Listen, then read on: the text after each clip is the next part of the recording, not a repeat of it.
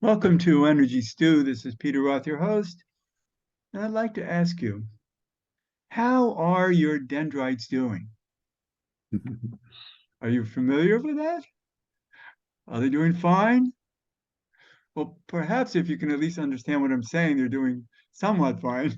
And to help us understand all about our dendrites and other parts of our brains is a wonderful guest who is um, a maybe one of the most experienced neurofeedback experts around.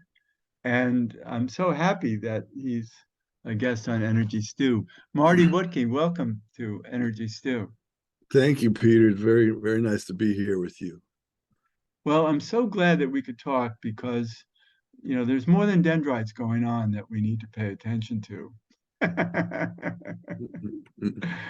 and and you are really not, I remember the biofeedback days of old, which I think were valuable, but I think there's a lot of refinement since, especially since we can use the internet and look at things easily, uh, visually, while our brain is cooking on whatever treatments you're giving it. Yeah, it's come a long way. The technology, has gone from, A to Z in the past 40 years. When I started, it was very rudimentary. Now it's very, very high tech. So, Yeah, and what's exciting is that we need it yeah. because it's not just our brains. Our brains are key to the rest of our bodies. Yeah. And if our brains are doing well, they know how to talk to our body Yeah. and back and get feedback. Yeah. So it's great that you know so much about using these technologies and helping people. And I know you have a very busy practice. You're out in, I think, in California. Yeah. Santa Barbara. Right. And but people can contact you, maybe get referrals nearby or whatever, Yeah. Yeah. Yeah. and wherever they are, because I know the audience is all over the place, um, and so maybe even in your hometown. So let's talk. Yeah. Where would you like to start to help people understand how the brain receives and responds to the work you're doing? Well, I think the question that you posed in the beginning is worth me addressing. How are your dendrites? And dendrites are the little connecting points between the trillions of neurons in the brain. But as soon as I hear the word dendrites, I think of neuroplasticity and neurogenesis. And neuroplasticity refers to the fact now, this was once not understood, but it is now the past couple of decades, that our brains are really plastic. They are moldable and they're constantly conforming to our environment, to the repetitive moods and thoughts and behaviors that we participate in. And neurogenesis is the other one, that we are still growing new connections all the time, generating new stem cells as well. So when we realize that our brains are not these static, frozen pieces of material, that they are plastic, and that we can influence the way that plasticity goes, we can harness that. So we have a tool now, neurofeedback specifically, or brainwave biofeedback, where we are training this neuroplasticity, where we're taking the individual's brain and we are allowing it to modify itself, because it's a self-training process. And many symptoms can be ameliorated just through that process. Like what? Well, right now there's an epidemic of anxiety disorders, generally, and there's a broad spectrum, and largely many of us in the field believe that it's because of the pandemic. The pandemic has created this background fear, survival response, and that's creating, as I said, an epidemic of anxiety. Post-traumatic stress disorder responds very well to this. Addictions, depression. We also treat a lot of post-concussive syndrome and traumatic brain injury. And then, it's not just for disorders, but it's also for peak performance or optimal performance. There's a lot of athletes using neurofeedback now. In fact, I think the Italian soccer team, the entire team does neurofeedback. They won the Gold Cup a few years ago. Military's using it. There's a few bases in Florida where they're using it for brain injury, post-traumatic stress disorder, and also training special ops forces for a peak performance model. Well, yeah, that says a lot to me about just normal performance for us more normal people who who just want to have our bodies running smoothly. Yeah. And sometimes we can't identify it mentally. We because one of the things I believe in is that most diseases are psychosomatic. Mm-hmm. So therefore, there's something going on in the brain that is the brain then is not wanting to deal with it and sticks it into the body. Yeah. Yeah, there's that wonderful book by Bessel van der Kolk, The Body Keeps the Score. And Right. awesome book. He's got a whole chapter in there on neurofeedback as well.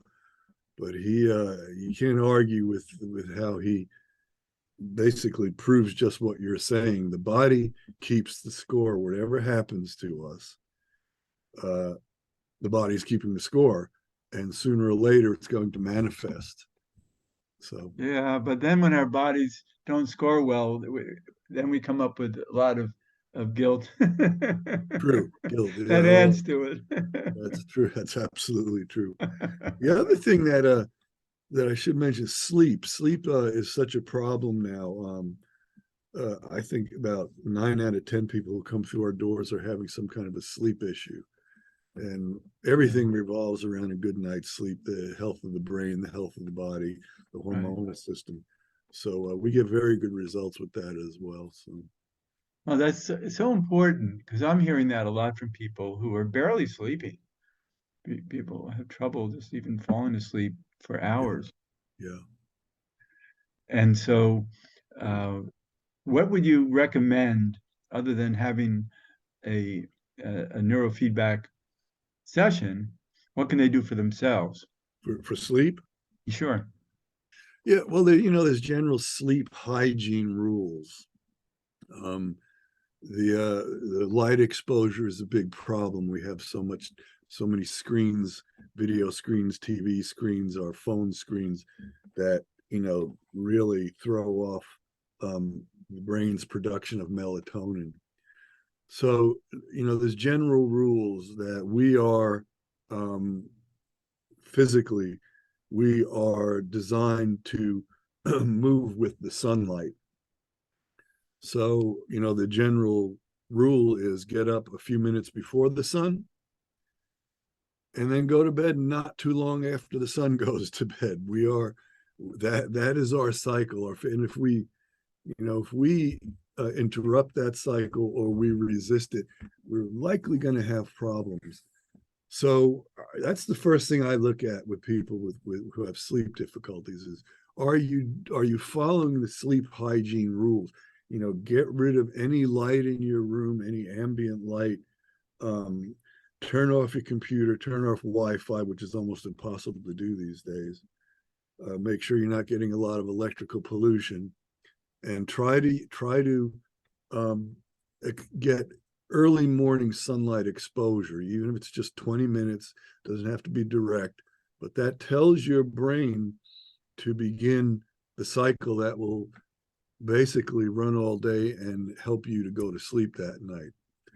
Right. So those are Oh, those are the basic, and then of course not eating 2 or 3 hours before bed, no sugar, no caffeine, no alcohol is a poison to the sleep cycle. yeah, right. Not a good So thing.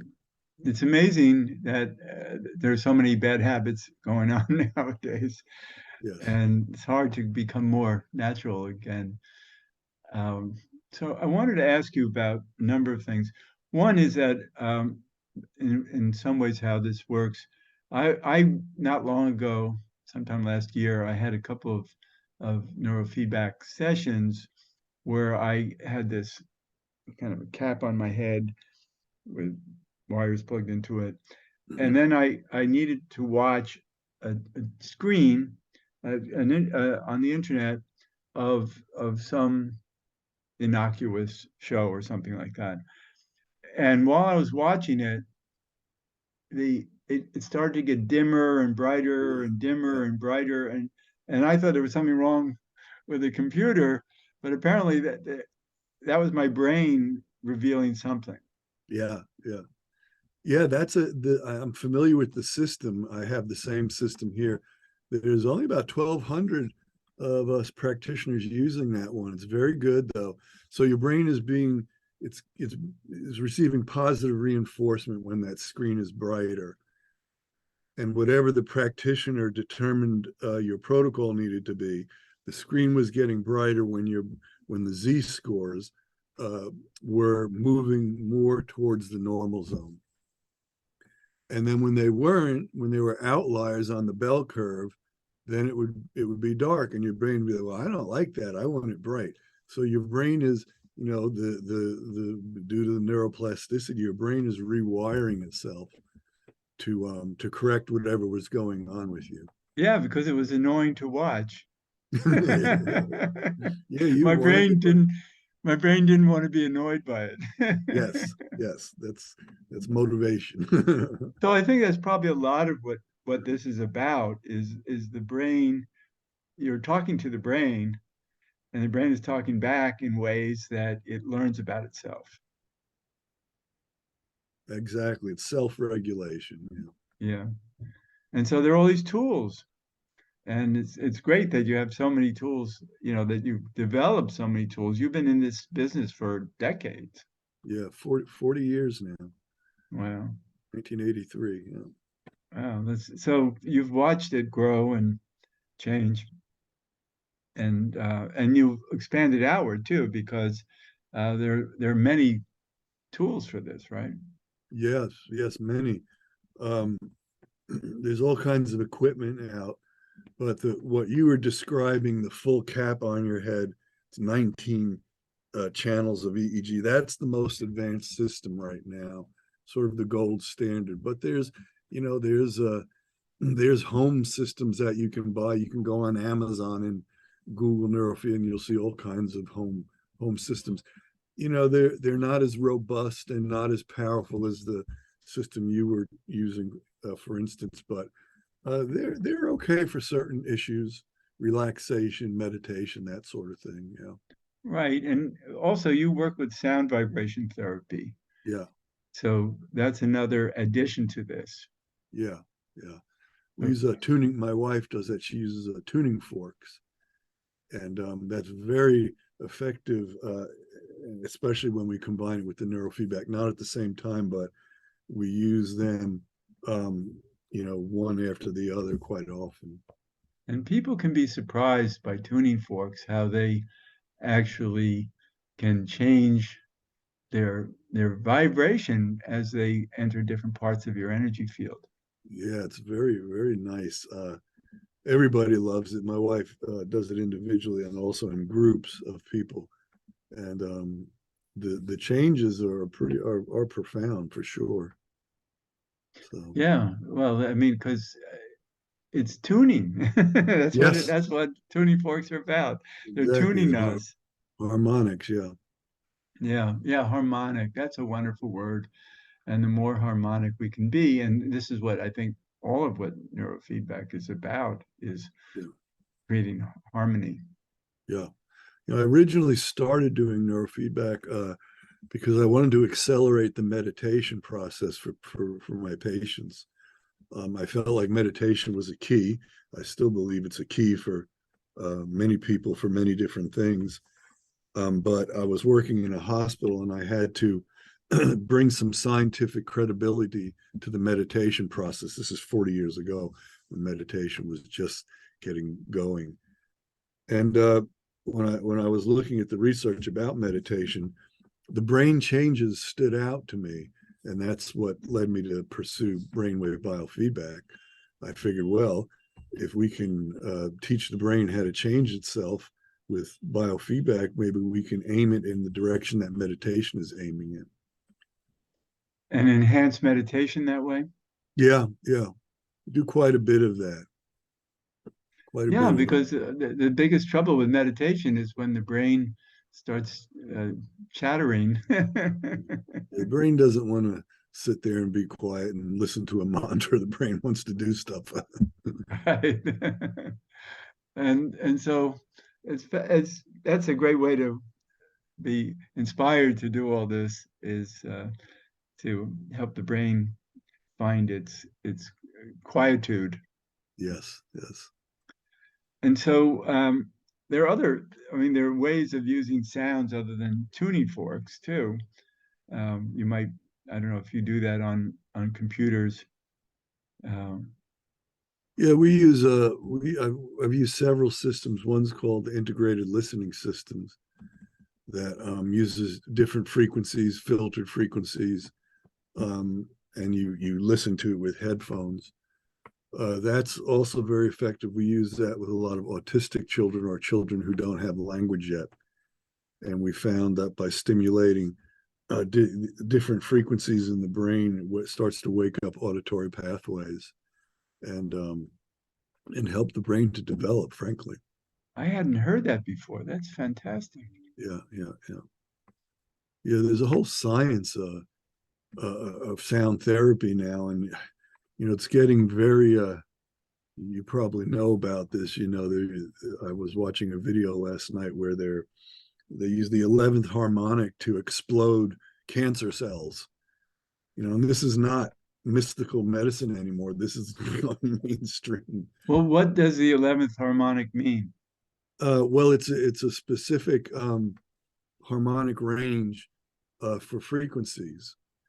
And so they find that when they hit that 11 with specific frequencies, they hit that 11th harmonic, it shatters glass, for instance.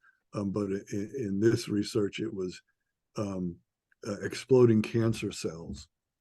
And how do you hear that, through earphones, or does your whole body No, listen no, to it? the whole body. It's whole body. Yeah, yeah, Wow, that's amazing. And I could imagine how you feel while you're at at those frequencies physically, just sitting there. It must vibrate the whole body yeah. But they can target the specific cancer cells now. This with is this. in other words, particular frequency numbers, Yeah, kind of yeah, like a Rife frequency. yeah. Yes. Um, I don't know how available it is yet. I don't know if it's still in uh, completely experimental stages, but great. I wish I could remember the video last night. I watched a great video about it last night. Wow, no, I think that's wonderful. It's There's so many new discoveries Yeah, using these sciences that the medical world has never even considered. yeah, yeah. Up slowly. So there's opportunity. So everybody should stop being afraid of cancer. Yes, yes. That's you don't want to be afraid. You want to fight. Right.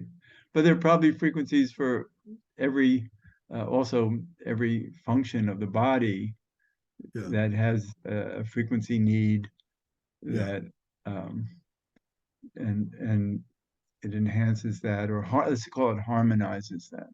yeah. Well, I remember Einstein said we are just slowed down vibration. That's all we are. It's all matter is vibrations that have been slowed down. So And some of us are slower than others. Yes, those are stuck. Yeah, I think so. No, it's so great to talk about this because, it's there was a quote, I think I got it from you I saw a video, um, or maybe I just thought of it listening to you, that a quiet brain creates a quiet body. And we really, for most of us, we do want to quiet our bodies down. They're too loud. Yeah, yeah. No, it's very, very true. And a quiet breath or quiet breathing creates quiet brain. So we have a whole cycle that we can use, we can tune into. And you teach people different ways to breathe? Yeah, yeah. We teach different. There's different breathing techniques for different purposes. Some very popular now, the Wim Hof method, and those. But I don't get into that. We teach basic regulation, alternate nostril breathing, very balancing to the hemispheres of the brain. But in general, we teach slow diaphragmatic breathing. And there's even equipment that we can use for that, where we can measure the breath, measure the heart rate, look at things like heart rate variability, and teach people how to regulate their breath. And what most people find is if they regulate their breath, their mind will follow along, and then of course the body starts to respond. But it's so important for people to have the recognition that this offers them, because otherwise it's just theory about, oh, you do this and this will help or whatever. But if you have equipment that shows them what's happening to their hearts as they breathe with this nostril or the other, or breathe slower or faster, and they see the subtle rhythms of the heart change accordingly, it's wonderful. Yeah, technology has changed, has taken the mystical out of mysticism, um, or at least proved it. Like you say, we can measure all these things now. We can measure higher states of consciousness. I've treated Buddhist lamas here, who wanted to improve their cultivation, their meditation skills, and we know how to do that now. We can measure these very fine markers in the brain that indicate higher states of awareness and higher states of consciousness, and that's really a lot of fun. That's Right. my And then what passion. do you do for it when you see it needs help? Well, we do training, so the neurofeedback. Let's say you don't have enough of alpha waves, or you have too much beta waves, or whatever. So we use the feedback process, like you said, the light and darkness, to tell the brain when it's shifting, when it's changing, sort of rewiring. And it works every time. It's not complicated. It doesn't require high IQ or anything like that. The brain, uh, it's operant conditioning. The brain orients to the signal, to the positive reward, and begins to change. Our brains are so smart if you give them a chance. Exactly, for sure. Yeah, That's what I love about this. It really helps the brain do its best. yeah. And it's non-invasive. That's what I like about it. Um, Nothing is going into the individual's brain. It's purely a feedback mechanism. Right. And that's important to understand, is that, for instance, you're watching a screen that is behaving in a certain way because your brain is a little bit out of kilter, and your eyes see that, and the brain sees through your eyes and says, wait a minute, we got to fix this. Yes, yes, that's exactly. I love that. Wow. This is very empowering, and it's probably very satisfying for you to see so much, even working with Tibetan lamas and helping them do better is Yeah, awesome. yeah. And We you, re- yeah. we recently were asked to do a study with the prison system. Uh, you know, looking at parolees, the recidivism rate is very high, depending on where you are and how you measure it. In other words, most guys who are paroled at a prison end up back in prison Right. within But often it's like PTSD and depression, anxiety. and head injury. Yeah, that too, right.